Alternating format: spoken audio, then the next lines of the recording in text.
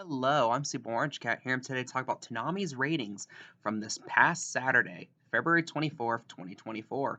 Let's start at the top of the block. At the top of the block, we have Ninja Kamui at a point oh 0.08, then we have Demon Slayer at a point zero 0.07, Lycoris Recoil at a point zero 0.07, follow that up with One Piece at a point zero 0.05, and then Naruto Shippuden ends at a point zero 0.04. So I don't know because I can't remember every rating for every week we've ever had.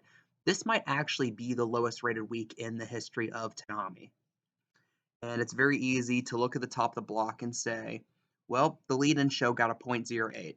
But I'm looking here at the actual rankings here. Ninja Kamui finished 39th overall for the week. Last week it was like 12th or 13th. And also, of the listed point zero 0.08 shows, it was again the least one, the lowest one. So really, which means realistically, its rating was more like a point zero 0.076 probably than like a point zero 0.08.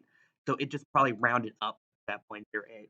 And actually, Demon Slayer and Lycoris Recoil, which were 55th and 56th in cable premieres for that past Saturday, also were the lowest two rated point zero 0.07 shows. So realistically, they're both probably more like a point zero 0.066 or so in their ratings. And really bad. Another interesting note, though, is Lycris Recoil. I've been talking about its ratings for a bit, especially how it's kind of yo-yoed for a while. And all things considered, I know it got a point zero 0.07, and that's generally a pretty bad number. It almost, you could say, had a good week because it almost built on Demon Slayer.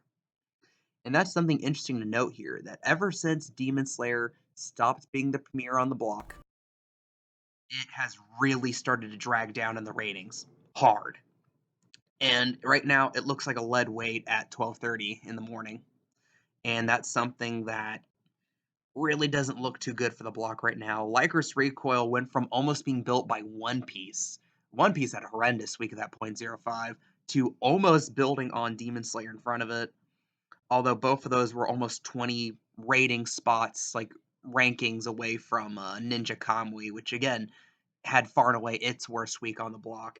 But really, when you get low, it gets insane because usually one of the strengths of having like One Piece and Naruto late in the block is the fact that those shows will still bring in people that late at night. Like, because we're talking about like 1:30 in the morning, 2 in the morning, and One Piece actually was the lowest rated point zero 0.05, so almost was a point zero 0.04 in the ratings.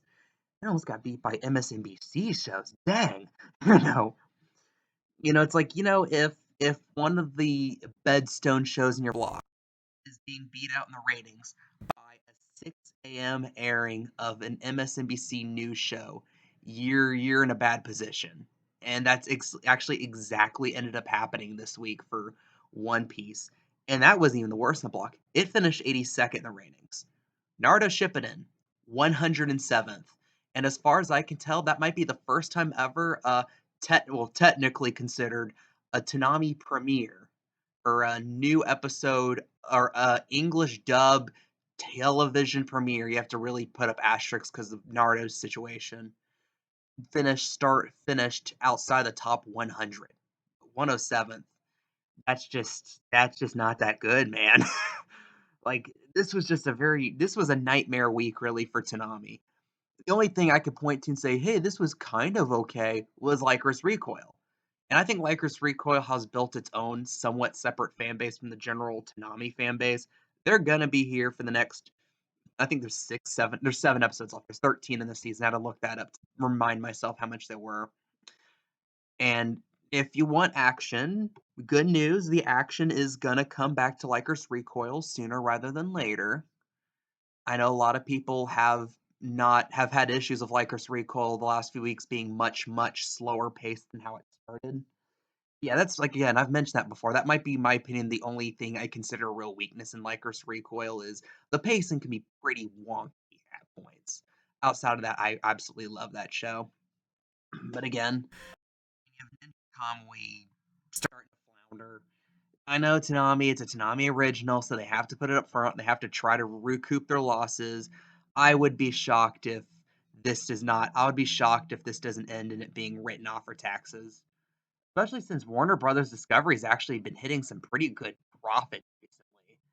Like, as unpopular as it sounds, the restructuring done by David Zaslav has actually greatly helped the company, which is really strange to say because I thought and everyone thought when he took over and started basically cutting everything not nailed to the floor that this was gonna be a disaster.